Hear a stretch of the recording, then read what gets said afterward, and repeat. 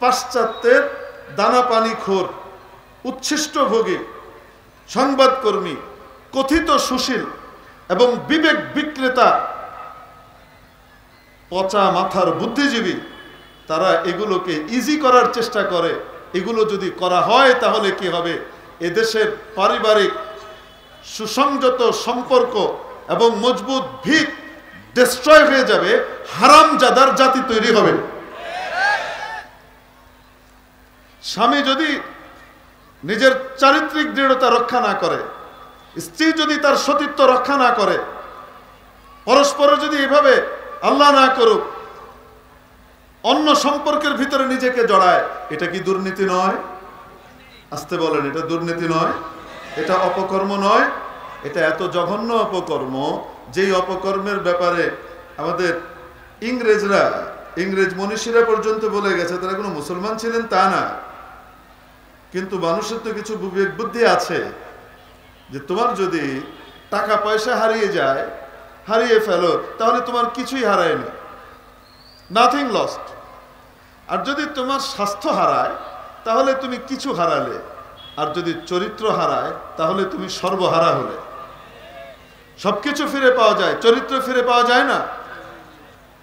আজকে স্বামী আর স্ত্রী পাশাপাশি শুয়ে আছে, আর এখানে বসে একজন তার স্ত্রীকে অথবা তার স্বামীকে ধোঁকা দিয়ে ফেসবুকে সে আরেকজনের সাথে কি করছে, অথবা হোয়াটসঅ্যাপে বা অন্য কোনো মাধ্যমে অ্যাপসে গিয়ে সে অন্যের সাথে চ্যাট করছে।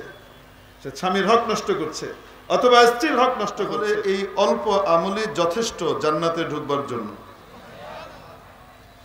আমি আপনাদের সামনে নবী পাক সাল্লাল্লাহু আলাইহি ওয়াসাল্লামের একখানা হাদিস শরীফ তিলাওয়াত করেছি, পাঠ করেছি। এই হাদিস শরীফের মধ্যে গোটা মানব জাতির একটি কৌতূহল এবং প্রশ্নের জবাব নবীজি সাল্লাল্লাহু আলাইহি ওয়াসাল্লাম দিয়েছেন। দেখেন, মানুষ শান্তি চায়, অশান্তি চায় না। মানুষ মুক্তি চায়,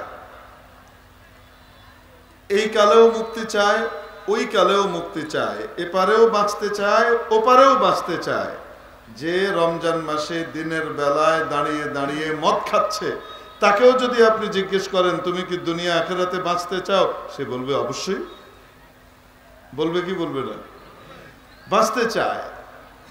হয়তো পন্থাটা জানা নাই, বা কোন পথে যাবে সেই পথটা এখনো সে খুঁজে পাচ্ছে না, অথবা পেয়েছে ঠিকই কিন্তু আলো পাচ্ছে না। রাস্তাটায় চলবার জন্য যে পরিমাণ মাফিক আলো দরকার, দিলটা আলোকিত হওয়া দরকার, ওই শক্তিটার যোগান তার হচ্ছে না, মনের ভিতর থেকে পাওয়ার জেনারেট হচ্ছে না, যার কারণে সে এগোতে পারছে না।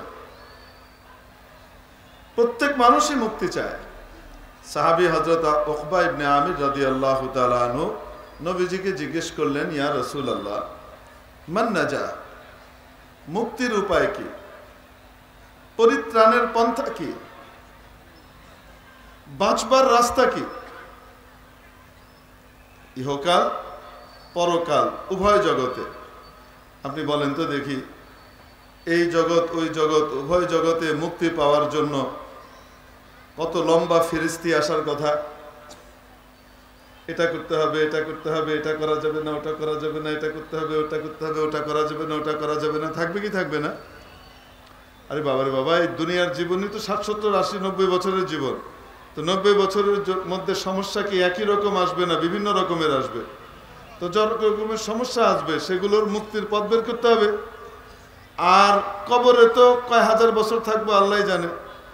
তো এই 1000 বছরের সমস্যাগুলা এরপরে হাসরের ময়দানে উঠে জান্নাতে পৌঁছার আগ পর্যন্ত 40-50 হাজার বছর তো এক জায়গাতে বসে থাকা লাগবে, দাঁড়িয়ে থাকা লাগবে। একটু আগে যে আমাদের মাননীয় প্রধান অতিথির প্রতিনিধি আমাদের নওফেল ভাই এই যে বললেন, আপনারা হয়তো অনেকে একটু মন খারাপ করেছেন যে এত লম্বা বলছে কেন, কিন্তু কথাগুলো কিন্তু খুব চমৎকার এবং গুরুত্বপূর্ণ বলেছেন। কথাগুলো কিন্তু উনি নিজে বানিয়ে নিয়ে আসছেন তা না। আমার শুনে মনে হয়েছে ওনার জ্ঞান যতটুকু আছে সেটা তো কাজে লাগিয়েছেন। কোনো ভালো আলেম বা কোরআন হাদিস নিয়ে পড়ে থাকে এরকম মানুষজনের সাথে কথাবার্তা বলে তাদের অ্যাসিস্ট নিয়ে তারপরে এই মজমার জন্য একটা বক্তব্য রেডি করে এনেছেন। আই অ্যাপ্রিশিয়েট হিম। যে কথা বললে এরকম প্রস্তুতি নিয়েই বলা উচিত। তো কথাগুলো মাশাআল্লাহ আলহামদুলিল্লাহ অনেক গুরুত্বপূর্ণ কথাই বলেছে।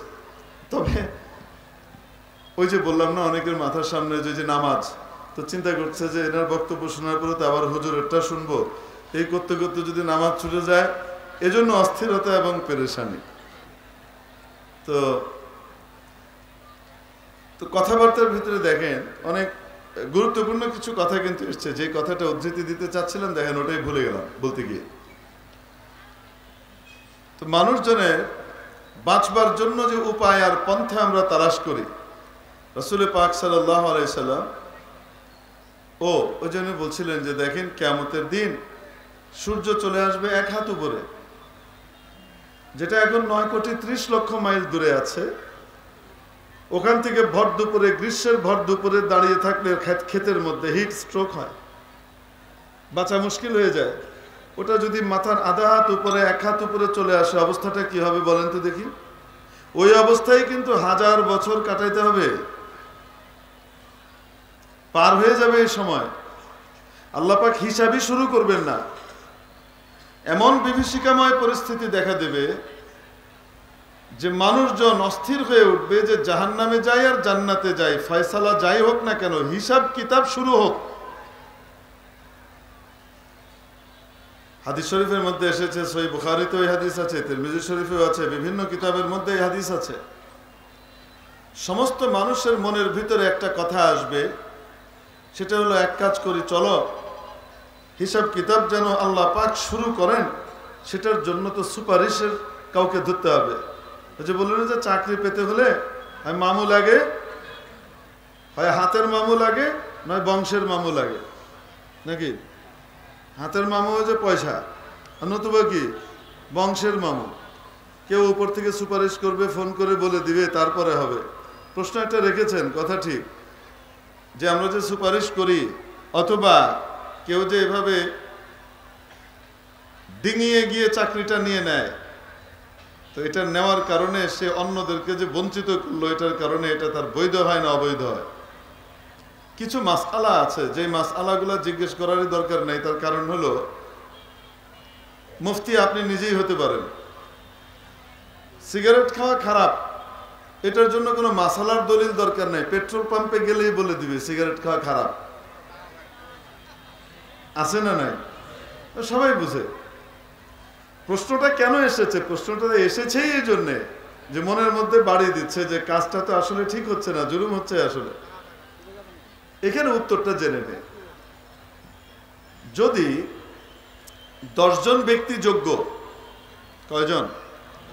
10 জন ব্যক্তি যোগ্য, সমান যোগ্য, যে ক্রাইটেরিয়া চাওয়া হয়েছে সেই ক্রাইটেরিয়ার মধ্যে 10 জনই উত্তীর্ণ, তাহলে এই 10 জনের ভিতরে আপনি কাউকে যদি সুপারিশ করেন আর সে সুপারিশের কারণে অগ্রাধিকার পায়, সেক্ষেত্রে সে কি হবে না?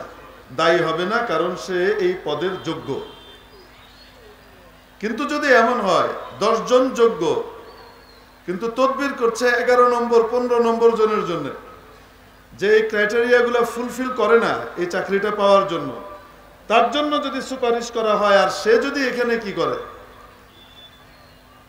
এই ওই ধরে চাকরি নেয়, তাহলে অবশ্যই যোগ্যদেরকে বঞ্চিত করার দায় নিয়ে কিয়ামতের দিন উঠা লাগবে। বুঝাতে পারিনি? 2 নম্বর বিষয়, 10 জন যোগ্য, 10 জন যোগ্য সমানভাবেই তারা এই চাকরিটা পেতে পারে, কিন্তু 10 জনকে তো নেবে না। পদ আছে কয়টা? মাত্র একটা। প্রার্থী কয়জন? 10 জন। তো এইখানে চাকরি পেতে হলে সুপারিশ করার কেউ নাই। আর এমন এক অবস্থা যেটা 15 বছর ধরে মানুষ দেখেছে। এখন আশা করি কিছুটা হলেও পরিবর্তন এসেছে, সামনে আমরা আশা করি আরো অনেক পরিবর্তন, ভালো ভালো পরিবর্তন আসবে ইনশাআল্লাহ। 15 বছর যেটা দেখা গেছে, যোগ্যতা আছে কি নাই সেটা তো পরের কথা, টাকা আছে তো চাকরি আছে, টাকা নাই চাকরি নাই। পদ বিক্রি হচ্ছে অলরেডি। শিক্ষা মন্ত্রণালয় সর্বোচ্চ দায়িত্বশীল ভিসির পোস্ট বিক্রি করে। এই চিত্র আমাদের জাতীয় সংবাদ মাধ্যমে এসেছে না আসে নাই? তো এই শিক্ষামন্ত্রী জাতিকে কি শিক্ষা দিবে? সে নিজেই তো কুশিক্ষার ভিতরে ডুবে আছে। সে পয়সা ছাড়া ভিসিকে কি করে না, ভিসি নিয়োগ দেয় না। পোস্টের জন্য এত লক্ষ টাকা দাও, তাহলে তোমাকে কি করা হবে, এটা দেওয়া হবে, এত কোটি টাকা দিলে তোমাকে দেওয়া হবে। তো ভিসি কি বাপের বাড়ি থেকে কি টাকা নিয়ে আসবে, না আরেকজনের কাছ থেকে এরকম করে দুর্নীতি করে, পরীক্ষার দুর্নীতি করে টাকা নিয়ে তারপরে টাকা দিয়ে ভিসিটা হবে? এক দুর্নীতি কত হাজার দুর্নীতির পথ উন্মুক্ত করে।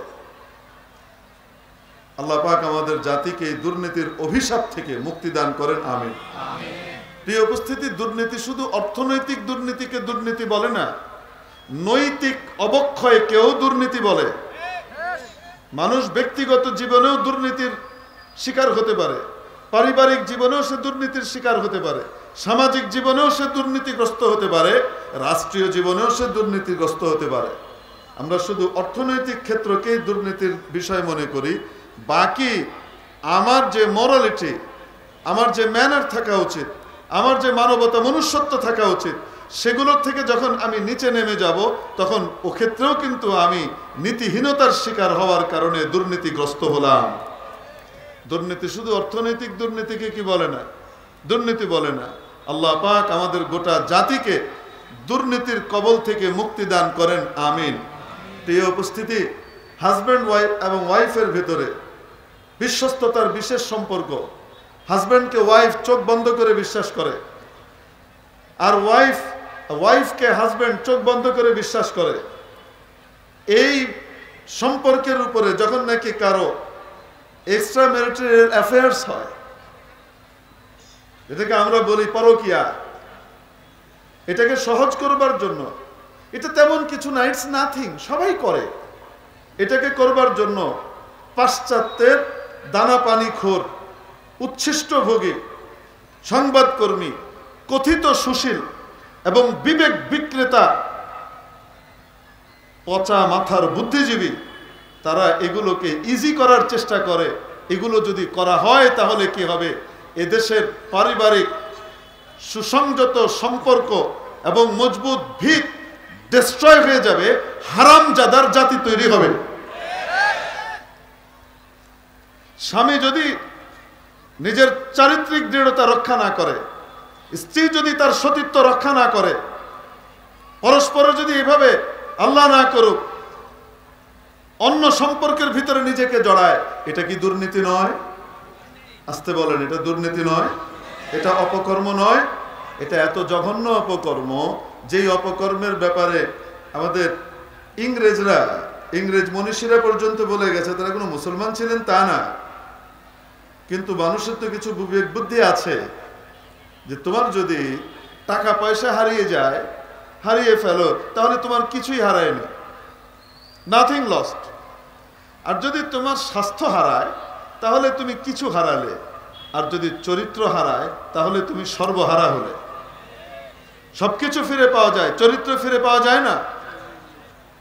আজকে স্বামী আর স্ত্রী পাশাপাশি শুয়ে আছে, আর এখানে বসে একজন তার স্ত্রীকে অথবা তার স্বামীকে ধোঁকা দিয়ে ফেসবুকে সে আরেকজনের সাথে কি করছে, অথবা হোয়াটসঅ্যাপে বা অন্য কোনো মাধ্যমে অ্যাপসে গিয়ে সে অন্যের সাথে চ্যাট করছে।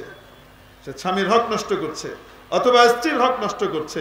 এই দুর্নীতি আমাদের সমাজের ভিতরে আজকে ছেয়ে গেছে। সামনে 14ই ফেব্রুয়ারি আসছে, কিছু মনে করবেন না।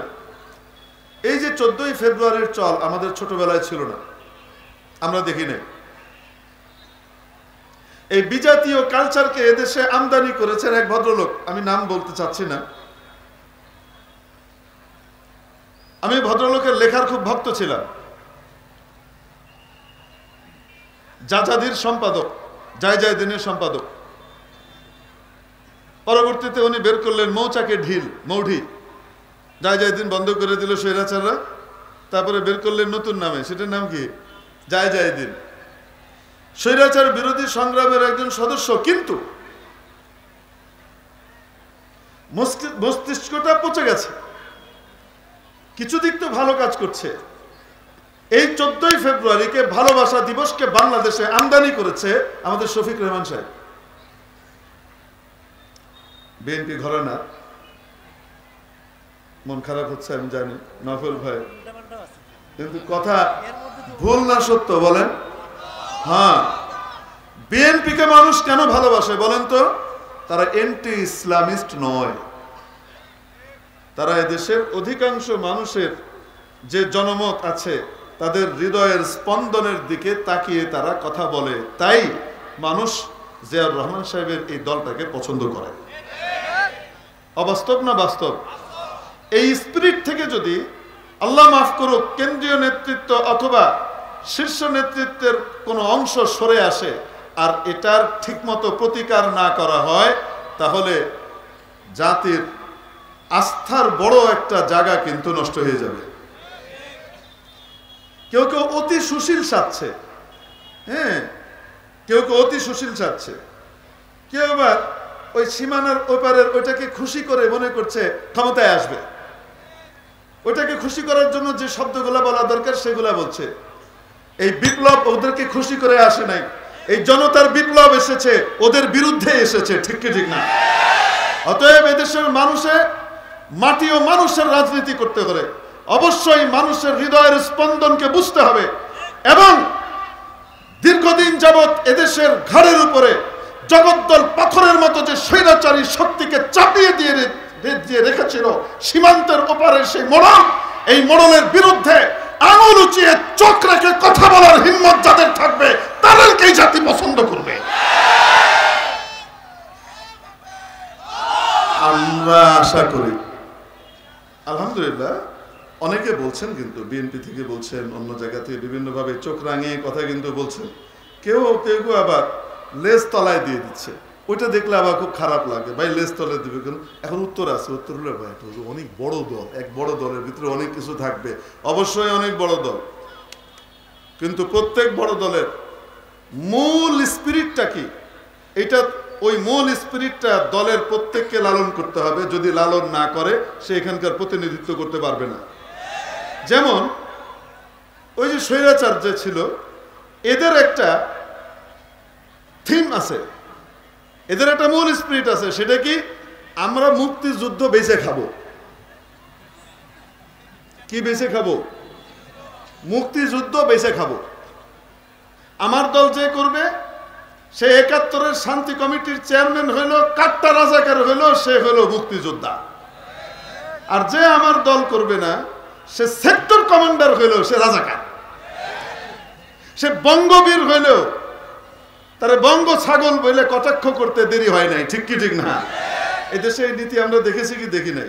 এবং টপ টু বটম, উপর থেকে নিচ পর্যন্ত সবগুলা, সব শিয়ালের একরা, উপর থেকে শুধু একজন বললেই হলো দেশটা জঙ্গিতে ভরে গেছে, বাস দেশটা জঙ্গিতে ভরে গেছে, দেশটা জঙ্গিতে ভরে গেছে। জিকির যে শুরু হইল, এই জিকির আর বন্ধ হবে না।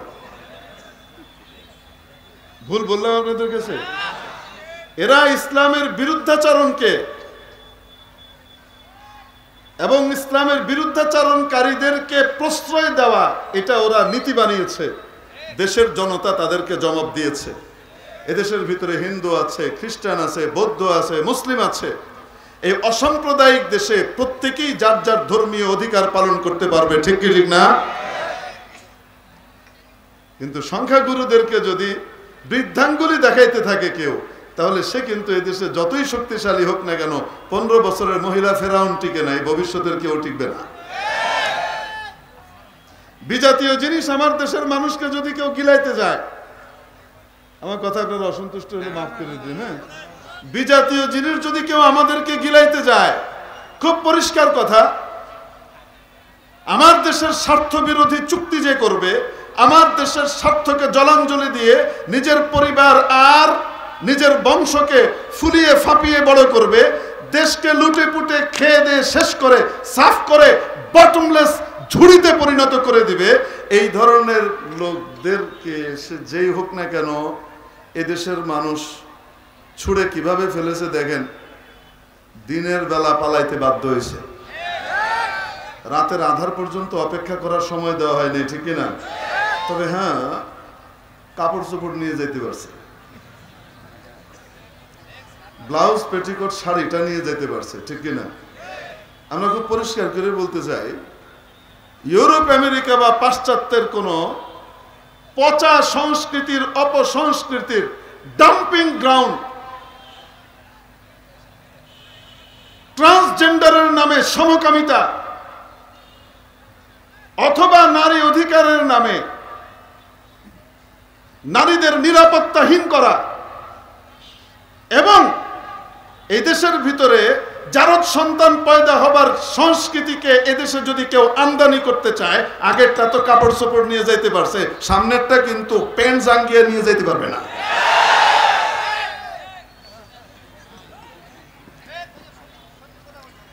এখন খুব ভালো লাগছে না? কি যে আজই বন্ধ। এখন আমি হাদিসের কথা কি, তখন আর ভালো লাগবে না, তখন ভালো লাগবে না। মেরে মুহতারাম